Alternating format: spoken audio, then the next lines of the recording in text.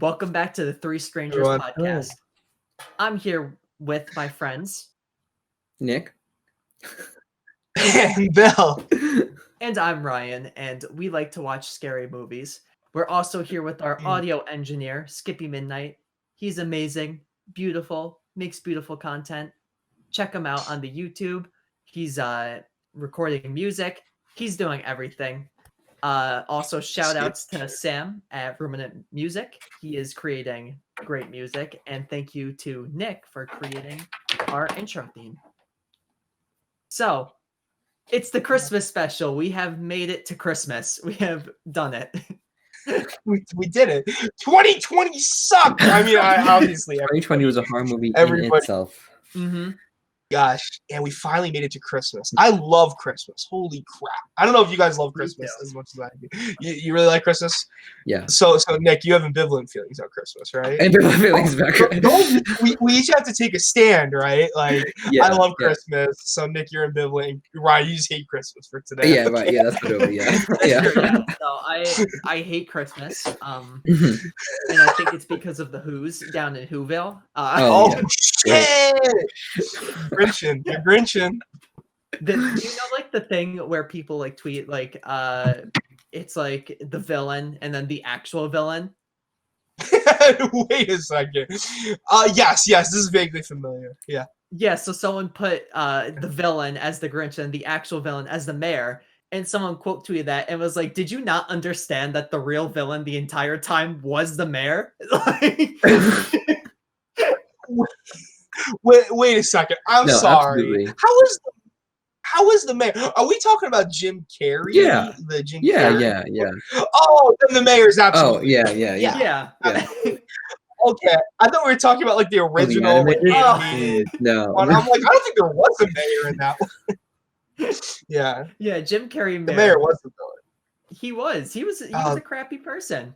Oh yeah. Yeah, he was. I don't remember liking that movie that much, the Jim Carrey Grinch. I don't know. It kind of scared me. Like, he was just scary to look at. You know what I'm saying? Yeah. When I was younger, I felt the same, yeah. But then the jokes every year the jokes get to me. Mm-hmm. And as you get older, it becomes funnier. Really? Like when he's in the mailroom, like throwing all the mail and stuff. He's like, jury duty, jury duty, jury duty. Jury duty, jury duty. Like as a little kid, you're sitting there just like, like as an adult, you're just like cracking up. You're like, damn. Okay, I'll have to rewatch. There's a streamer. Shout out to my boy, Your Fave Texan. He also does YouTube. Love him. He does FIFA, but he also on stream, which this is actually TOS, so he doesn't actually do this. Twitch, if you're watching, streams movies, and we've been watching Christmas movies. Sorry, that was really funny. This is a parody account. Everything we do are saying. Oh man. And his name, it's not Your Fave Texan. It's actually Your Favorite Texan. If you're going to search him Twitch, Your Favorite Texan. Throwing him off the scent. So, okay. So we actually watched Home Alone was the most recent one that we watched on stream. Oh, yeah. And so what I do, because I'm a mod for a stream, is I try to find a game that like is like fairly popular, but like Twitch people won't be looking at like the lesser viewed streams. Mm-hmm. So I chose Roblox as like the game. And at the end of Home Alone, we had someone join the chat named Potato Master, and he just goes, "What the F is this?" And he was like, "This isn't Roblox."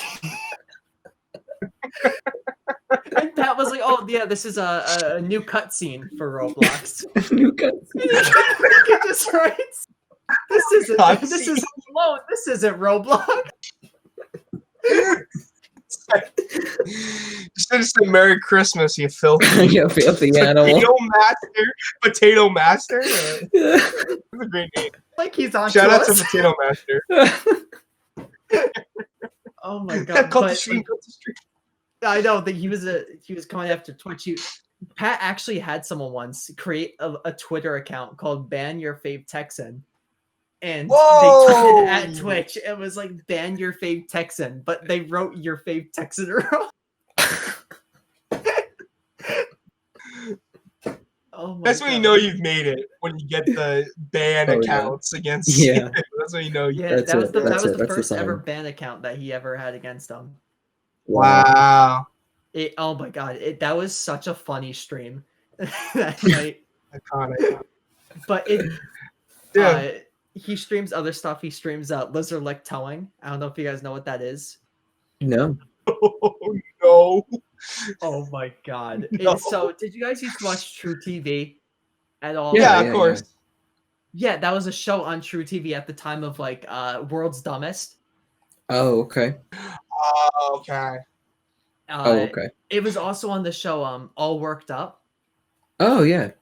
Yeah, they were one of like the towing companies in it, and they ended up getting their own show called Lizard Lick Towing. Oh my gosh. Oh my god, that show is so funny. And then like having people sometimes come in the chat and be like, "Is this real? Is this real?" As there's a guy with a flamethrower trying to protect like his 2004 like Chevy.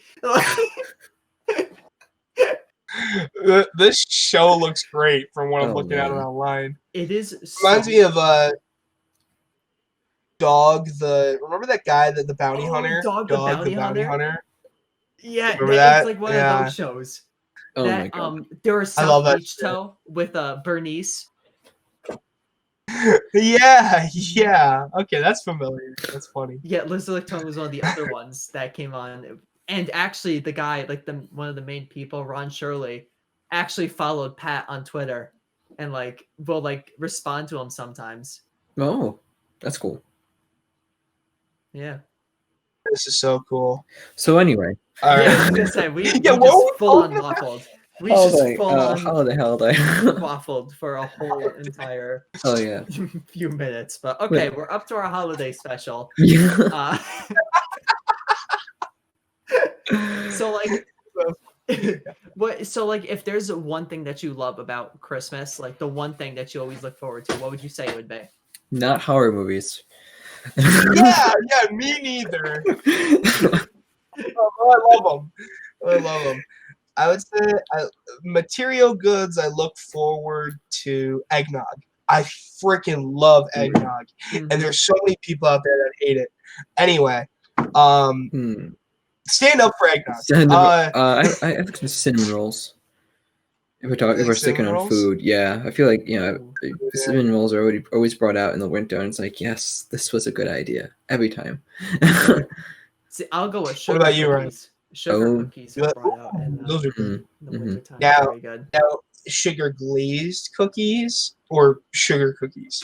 Oh, just sugar cookies, but sugar glazed cookies are fantastic. You ever have oatmeal glazed cookies? You ever have those? You guys ever make those? Ooh, I'm not a fan of oatmeal, actually. Oh, okay. This guy doesn't like oatmeal. Yeah. Yeah, I don't like oatmeal.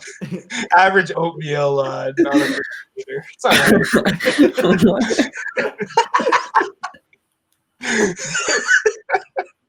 Okay. I'm sorry. What on a rant? I feel like I'm getting very food defensive right now.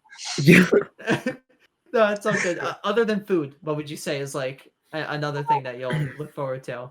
I mean, obviously the people. Oh, that's so sad this year. Jesus Christ. Yeah. Snow. The possibility of snow.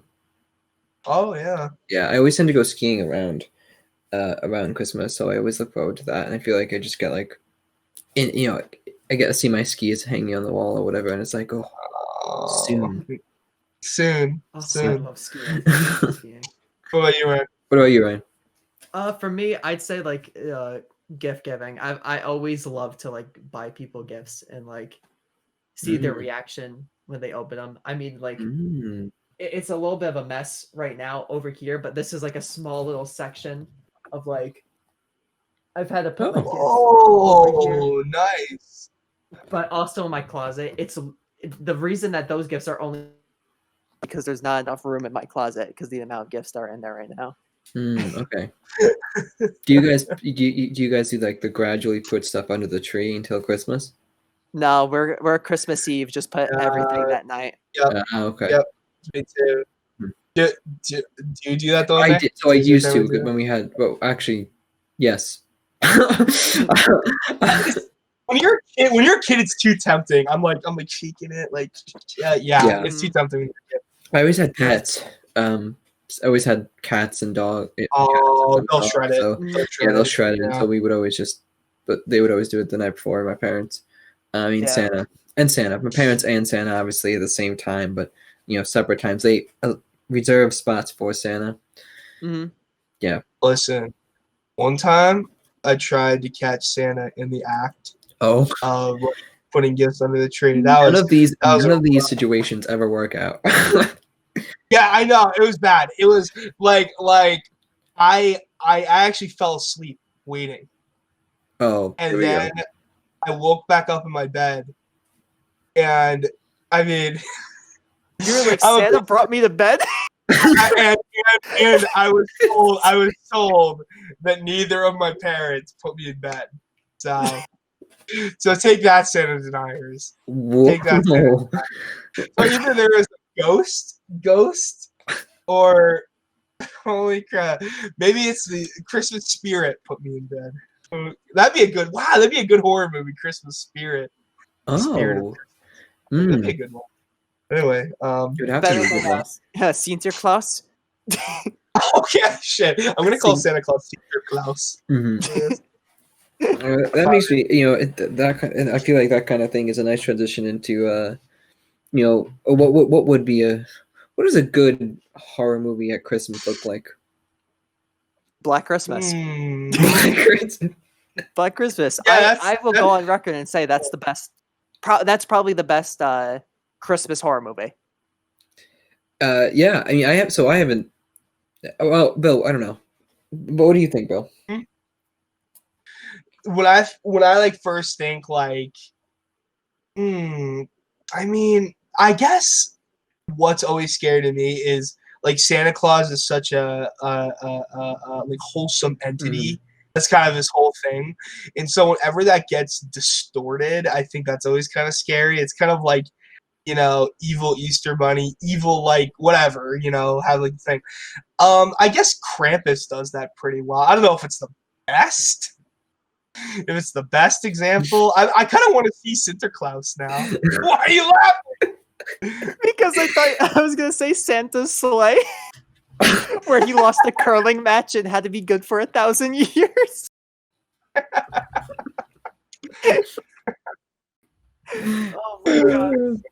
No, I agree with you. Like everyone knows, Santa Claus is like this jolly, like friendly person. I love when like movies switch it up and he turns out to be like this terrible murderer. Like and I think that's part of the reason why, although Santa's Sleigh is an awful movie, it's so funny and great.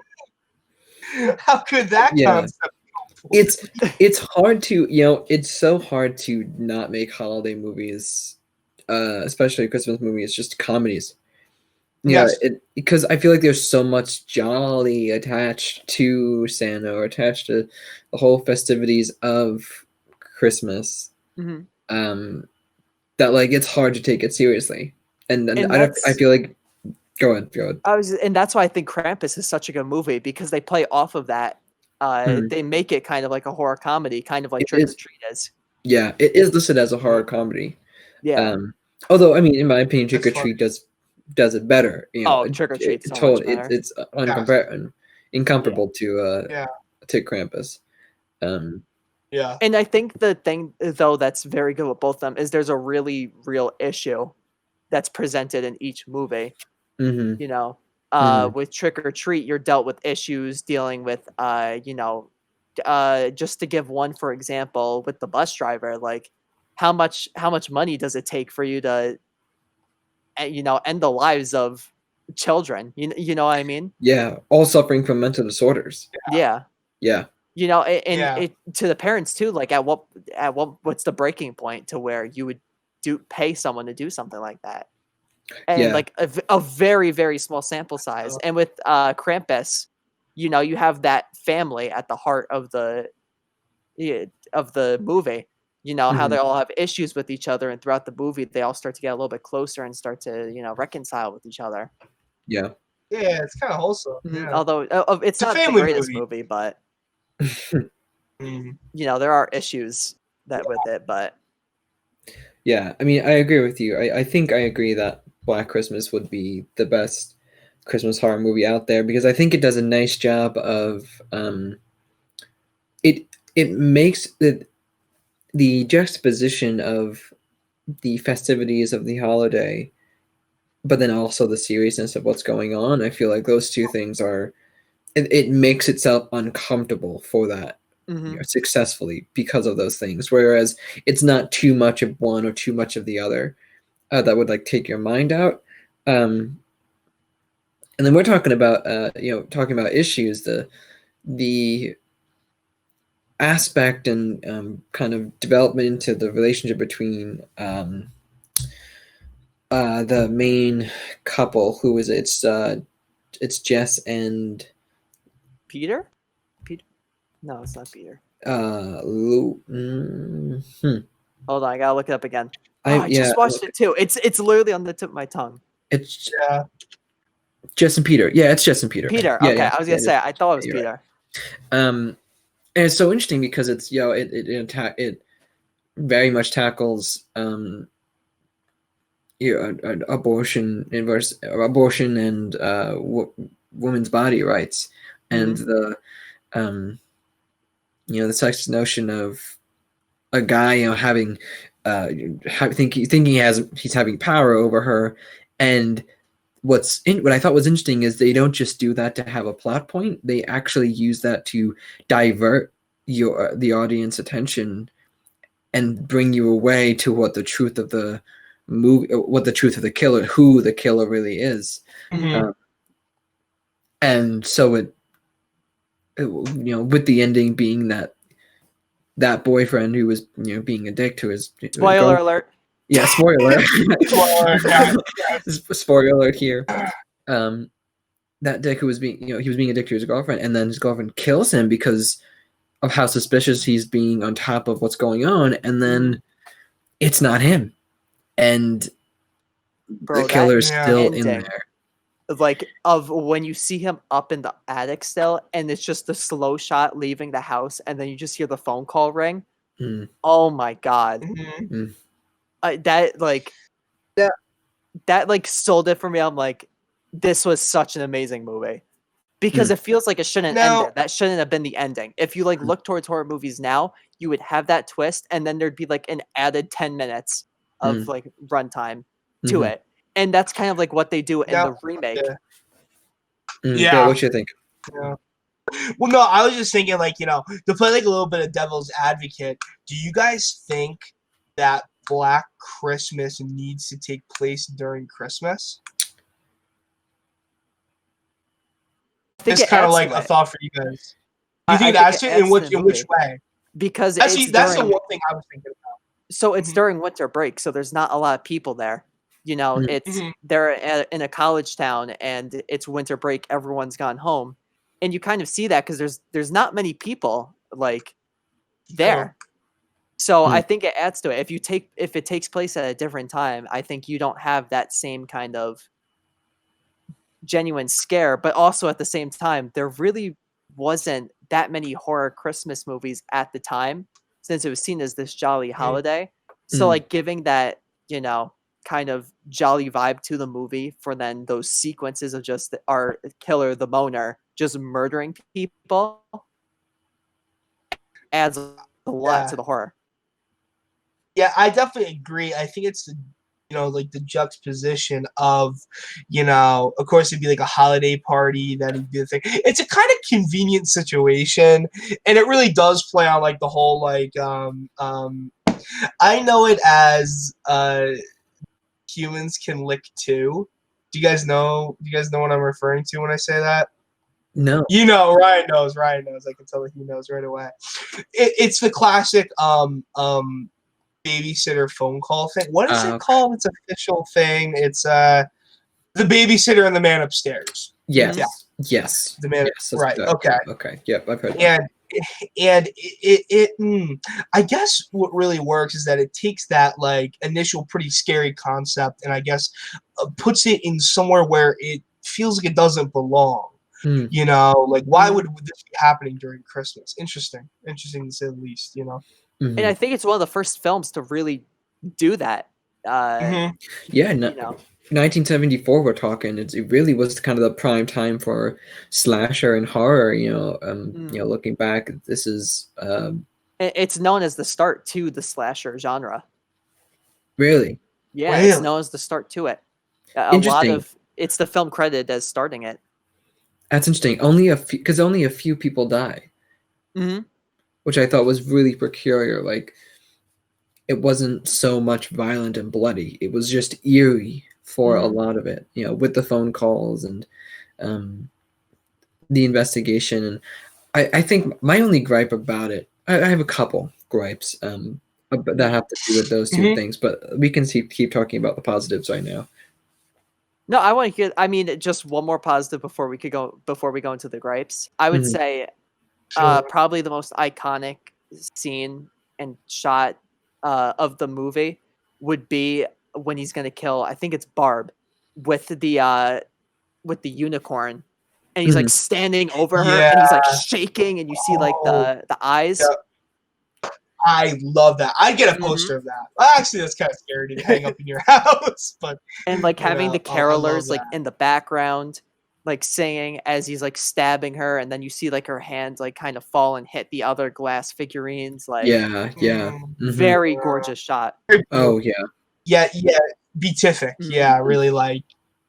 Yeah, in that moment. Ooh, scary. Definitely, like the back and forth, the good of the carolers and the purity of that versus the obscenity. That, I think that's played really well. And you're kind of using some of the themes as they were becoming popular in the 70s, with you could see as classics, in the classics of Nightmare on Elm Street and all of them. But yeah, I agree. It was very well shot. And very well the perspective stuff too of the killer. That was, I mean, was it before its time at that point, or was it just the origin of like what, the slasher?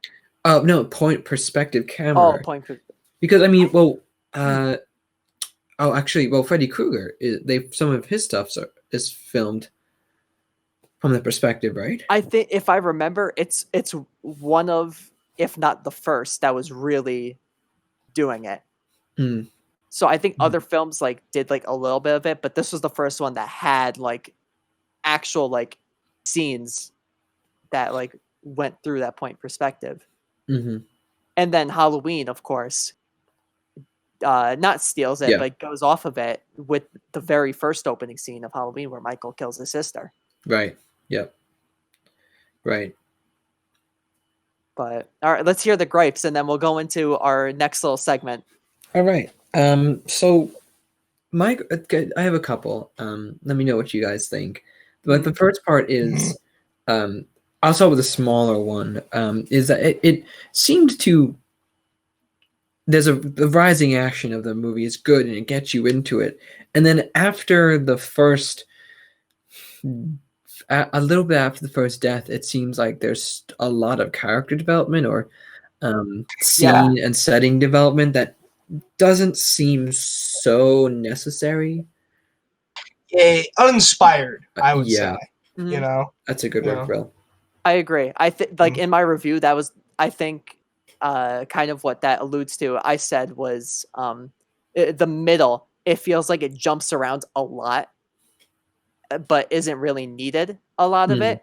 I mean, the main thing that was needed is the relationship between Peter and Jess. We need that because then that explains more so the ending. And we need that scene with Miss Mac with the door and her being like, oh, it's the door. It still is not working. We need that for later on too. But other than that, there's a lot of stuff that happens in the middle. That's when you think of the grand scheme of the movie, it's like, was that needed? Did we need that part? I agree. I struggled to call it filler but it's definitely not. Yeah, like it contributes something to the story, so it's not filler. But yeah, I guess I would just say the pacing is off. Mhm. You know, like, and I feel like a lot of movies at the time would do that, like big opening shock thing. No worse offender than Jaws. If you guys if you can recall that, Oh, yeah. literally Yep. kill 30 30 minutes later yeah. before there's any more action. Oh, it's so egregious. Yeah. Yeah. Anyway. I mean, I'm thinking about the Claire's dad. Claire's the first death. Mhm. Her Mhm. dad, they don't really seal up anything there. He goes looking for her, and that prompts everybody. But to me, it's more of like it opened up more loopholes than it was necessary to put in, because sure, we needed some kind of investigation to happen, but it was a long investigation, and it bodes the question of why didn't the rest of the sorority know that she wasn't in her room but she was packed up when they left the house? You know, there was, how did they not realize she was missing until the dad said that she was missing? And Yeah. there was a little bit of it was a little bit too much, a little too much benefit of the doubt that was needed, I think. Well, it takes place during the same night because the dad drove there and was like, "Hey, like, is she here?" And they're like, "Oh, like she was packing." And like, so Yeah. like I get that, but I also think like I do think they should have been a little bit more suspicious and should have known a little bit more. Mhm. But also they were all drunk, and It's fair. so like there is like a little bit of an explanation. But yeah, I do agree. I do Mm. agree. Mm-hmm. What's it? How do you guys feel about the music in the film? Do you feel that it's an effective use of stuff? I feel like a lot of 70s horror movies kind of had this problem of, especially horror movies, sci-fi movies and stuff. It's like, okay, we're going to use weird distortion thing. Like it's almost like ambient. It's like ambient. It's not so much like a theme. You know, I don't know. I don't know. I'm interested to hear your guys' thoughts. Do you want to go, Nick? Oh, Go. All right. So I think I'd like to say I like the sound more. Like the sound design more. I think that was a lot better. I mean, I wouldn't say the scoring is bad. I would just say it's kind of average. Like it doesn't add anything, but it doesn't make it worse. You know? Yeah. Yeah. Yeah. It's not very. There's not much depth to it. I realized. Even the ending credits, it wasn't much to scratch at. Mm-hmm. I think they went more towards sound. Yeah. Mm-hmm. Yeah, I agree. I heard there was this tough, distorted voice over the telephone recording process where they figured out that their voices were more distorted if they did it upside down, so that their thorax was compressed. Very interesting. Whoa. Very interesting. Oh. Like, I read about that before we started talking about it. Wow. It's like what you had to do in the 70s, I guess, to get the sound. Yeah, the method acting of the 70s. Yeah, but if you guys want a fun fact about the movie, it was directed by the same guy who directed A Christmas Story. No way. Yeah. Huh. You know what? That explains some of the camera shots. Uh-huh. Yeah. It was zooming out of the house. Christmas Story ends the same way. Yeah. Isn't that cool when you think about it? That's interesting. Mm-hmm. Yeah. That's really interesting. So do we have a Christmas Story? Do we have our final thoughts on Black Christmas? You know, Sarah, what do you think? Yeah, the final thoughts for me is what I kept going back to is we haven't mentioned this yet. There's not a motive for the killer. Ever, right? Yeah, you assume he's a serial killer, but the whole time you think it's the boyfriend who did it. You think, oh well, his motive is has to do with the child and giving back the child and stuff like that. I don't know. Maybe it's not as maybe the motive isn't as obvious, and I had to watch it more than once. But I feel like that took me out of giving kind of more depth to the villain and being afraid of him. To Billy. Killer motivation. Oh, I'm sorry I scare you so much, Nick. Sorry, bad joke. Killer motivation to me is weird because I feel like if you overcomplicate the motivation, I get uninterested. I don't know why that is, but I feel that if you give me absolutely nothing, like I'm just gonna do this for the sake of doing this, like this is me, like I'm gonna do this, that's terrifying in its own right. Yeah. But it might not be ultimately satisfying. The thing is that Black Christmas exists as a quote unquote singular entity. It's always a remake. It's never a sequel. So I guess that works in that regard. See, I would have to. I'll disagree with you, Nick. I love the fact that we don't really find out that much about the killer, and that adds more because basically the only thing we really find out, I think, is that there was an escapee from like a mental asylum or something. Yeah, that's and it. Yeah. That's it. And like we could see that throughout the movie, he is insane. Like just calling them up and then just like moaning, screaming, asking for Billy, and then like all of that. I mean, I absolutely loved how they just paint him as just like he is insane, unstable. You don't want to go near him. Yeah. Like, yeah. So I didn't think there needed to be much character depth to him, besides the fact of he's scary. Don't go near him. Yeah, that's fair. I really they do so much. The creepiness of him is well done. So it's done so well that it didn't ruin the movie for me. It was nothing like that. I think I would have liked to have more of a motive, but it doesn't take it away from being the best Christmas horror movie you'll see. I think. And then I don't know. I don't know. I'm curious about what you guys would rate it. Ryan, I forget how highly you rated it on your channel. I rated it very highly. I think I gave it a 9.5, if I remember correctly. I rated it very highly. There's so much I love about it. Yeah. About Black Christmas. I'd give it. I'd say like on a good day, I'd give it like an 8. On a bad day, I give it a 7. So let's say 7.5. Yeah, we'll go with that. Yeah, no, it's split the difference.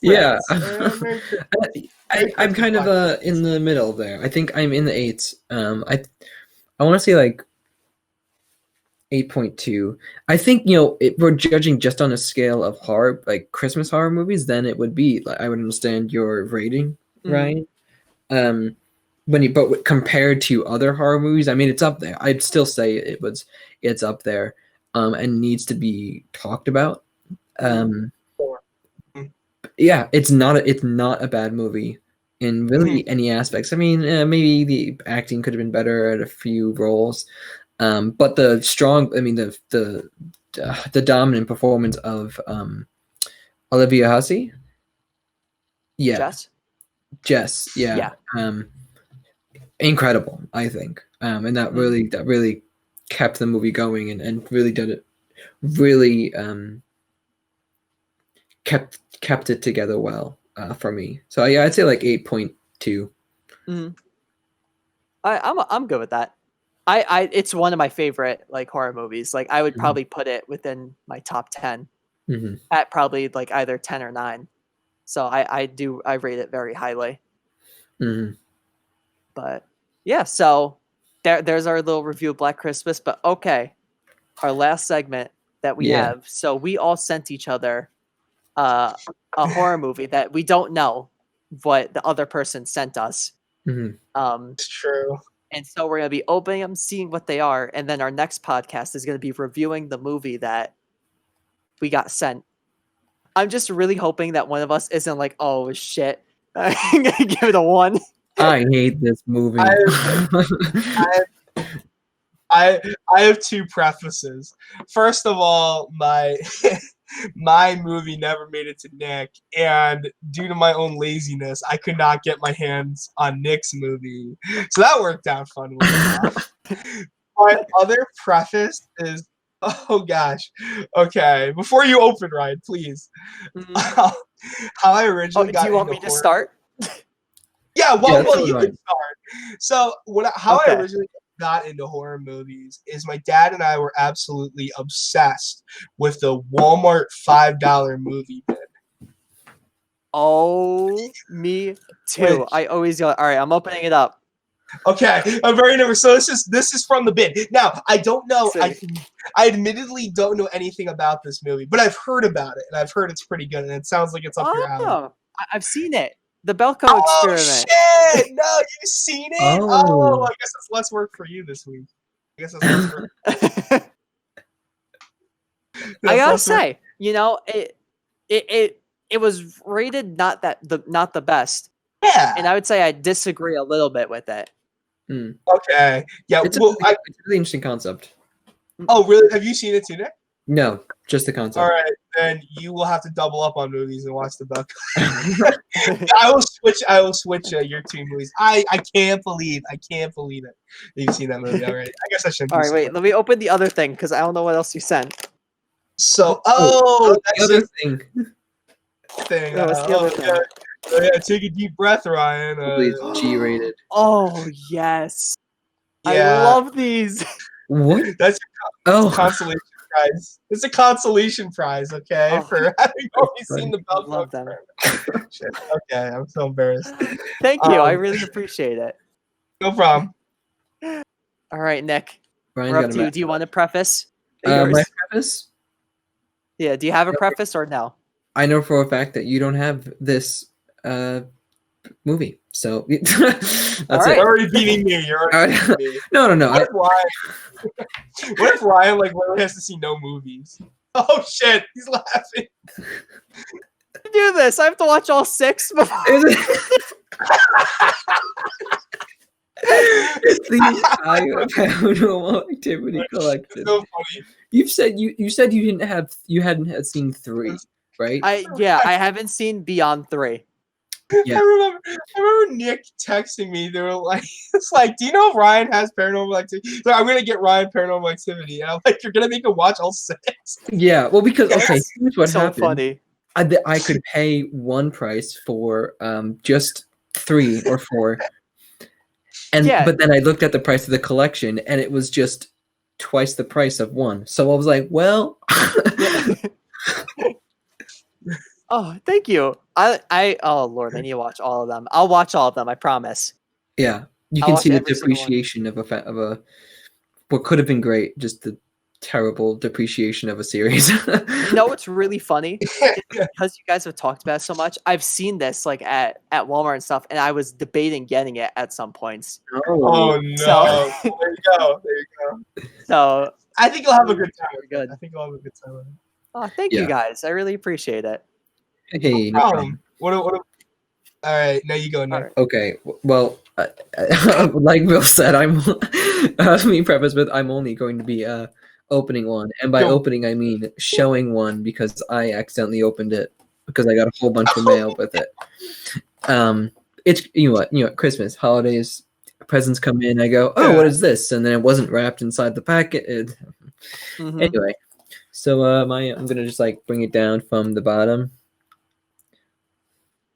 Oh, it's Good Night, Mommy. Yeah. Such a good be film. such a creepy film. The iconic mom wrapped in bandages. That's all I know about this movie. Mhm. That's all I know, and I know it's creepy just out of context. So I'm looking forward to getting creeped out. That's a bit up my alley. It's one that if you pay really close attention, it rewards you. Oh yeah. Yeah. Oh, good to know. Well, thank you, Ryan. I believe that was No from problem. Ryan. I'm even thinking about it. Wow, they play on like with your mind in that movie so much. You'll enjoy cool. it. hmm But yeah, So here we crazy. can decide now. Bill, do you want to tell Nick what you got him, or Yeah. do you want to wait? okay. I think I might wait, Oh, but Ooh. I just want to say, while the Belko experiment is kind of high, like, well, it's not like highly regarded, but it's like a bit of like a cult thing. Like people know it, Mm. right? People know Mm. Belko experiment. I got you, Nick, the most obscure movie of all time. And it really, like, barring like trauma films, oh man. like this is probably the most. So I'll wait. Oh man. All Okay. right. So Nick, when you get I don't know it, if you wanna record tell me. yourself Good. opening it. I will. Yeah, I'll record it. It's terrible. No, sorry. It's a Charlie Brown Halloween movie, okay? It's gonna be Nick going, the fuck is this? Yeah, that's what it's gonna be. I love He's it. gonna be like, oh shit, I need to record it again. Stuffs it back in. I guarantee you're gonna look at it and be like, oh, I have no idea what this movie's about. Like, it's literally one of those kind of movies. I love horror movies like that. Oh, man. You have no idea. That's what I grew up on, $5. Anyway, so what's it? Do you want to say what you got me, Nick, or are you gonna hold it? Well, if you're withholding your, well, no, okay, I'll tell you because it's less obscure. Okay. We've talked about it on the channel on this podcast before. And you had mentioned you've never seen it. The Psycho remake?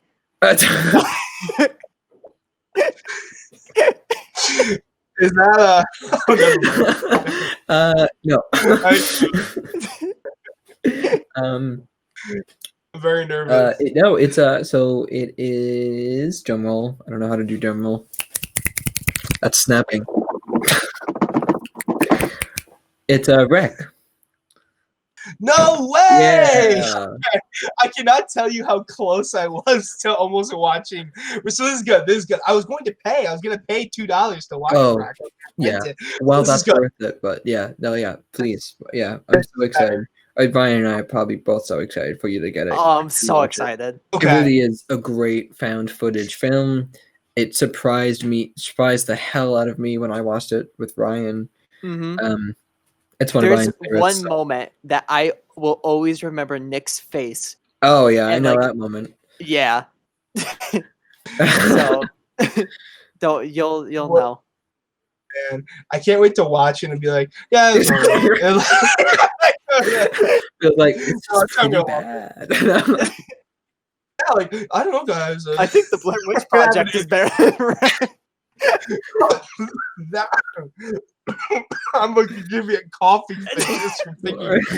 Holy Ryan's crap. gonna, or maybe Bill will be like, yeah, I didn't understand what they were saying the whole time.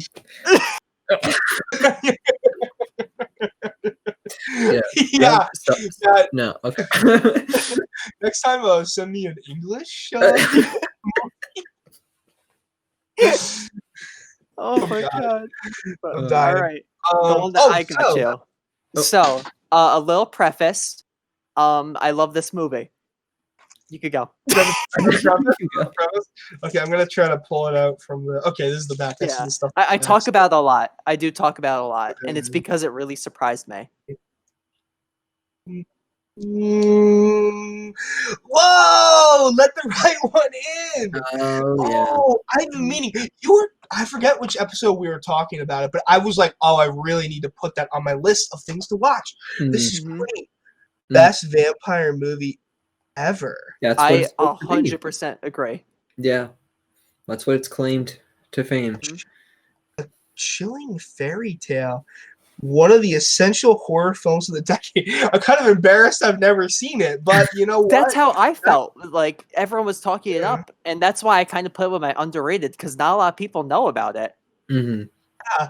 Well, I'm not gonna have to be embarrassed about that for too much longer. Nice. Yeah. I just gotta go and get Rack, and then hopefully my film makes it to you. They promised me it would be there by Christmas, but it's supposed to be there tomorrow. So Okay. All right. Great. Yeah, I'll keep an eye out for it.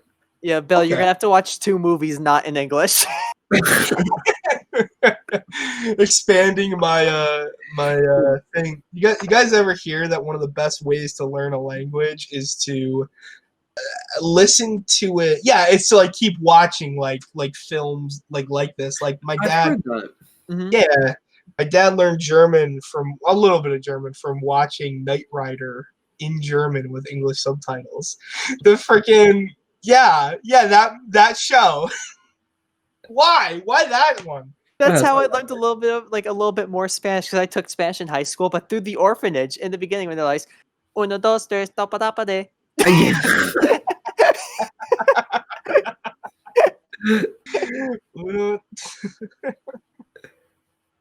I love the orphanage. But yeah, the orphanage is a good one. That movie made me cry. It is pretty. Yeah, that's a little sad.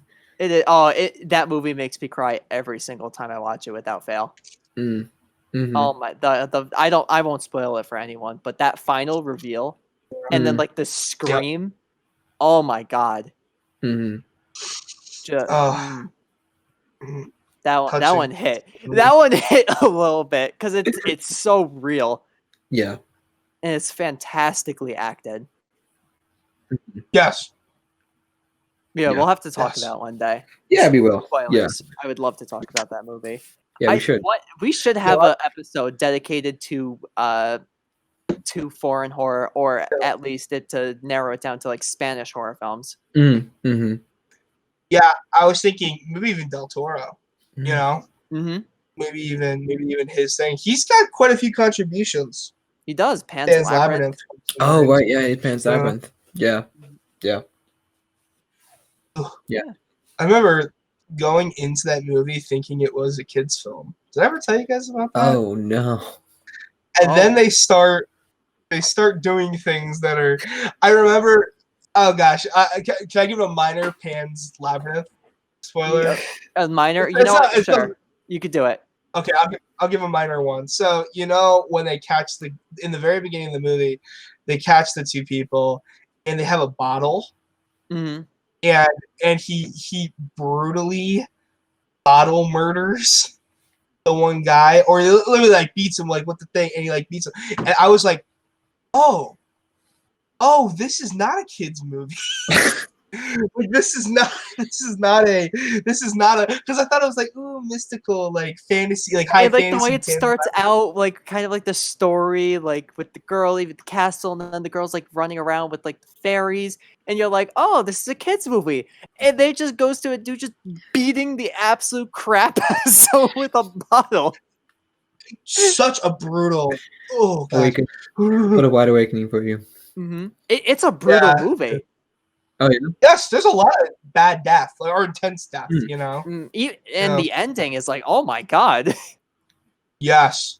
Oh my god, very sad. Very good ending, but very upsetting. Yeah. We'll have to talk. We got to talk about that. Yeah, we will. You know. So, any final thoughts about how we thought our gift giving was, or what we got? Yeah. But my faith in the post office is shaken. Nah, I understand having a tough time. They are having a tough time, especially with the storm. The storm like screwed everything up. Oh, I didn't even think about that. That makes sense. Yeah. So anyway, but I think we will have a Merry Christmas after all. Oh, wow. I hope so. I hope so. I hope so too. I'm glad that my Christmas is going to be filled with all 6 Paranormal Activity.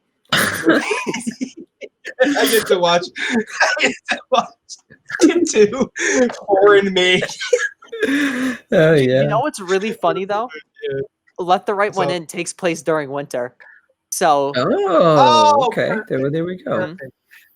Perfect. So that'll fit. That'll fit. Yeah, well. I'm so excited. But Nick, wait, have you seen Let the Right One In or no? No, I haven't. So you have to watch it too. Yeah, I do. I think it's on Hulu, I believe. Yeah. Nice. But definitely worth buying the disc, just in case it's ever taken off or something. Yeah. That's my collection. All right. Oh, I have to still show you guys my collection. Oh yeah. Well, we'll get there. Yeah. But all right, so thank you everyone for watching. Yeah, I hope that you have a great Christmas, Kwanzaa. I think Hanukkah's still going on, right? I think, this should just be the end of it.